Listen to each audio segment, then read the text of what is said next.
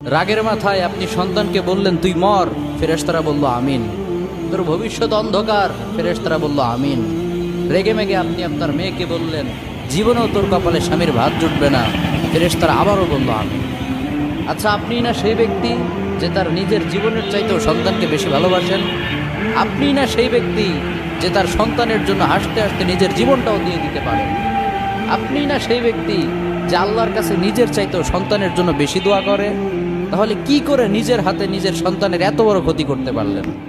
Doesn't make any sense. Common sense বলতে কিচ্ছু নাই আপনাদের। আপনারা কি জানেন না আপনাদের রাগের মাথায় বদদোয়া করাগুলো ফেরেশতারা আমিন বলে? দাওয়াতুল ওয়ালিদ আলা ওয়ালাদি, বাবা মা তার সন্তানের জন্য যেই দোয়া করে সেটা ভালো হোক কিংবা বদদোয়া হোক, আল্লাহ সেটাই কবুল করে নেয়। এজন্য খবরদার, নেভার কার্স ইউর চিলড্রেন। রাগের মাথায় কখনো সন্তানকে অভিশাপ করবেন না। খুব বেশি রাগ উঠে গেলে তার জন্য উল্টা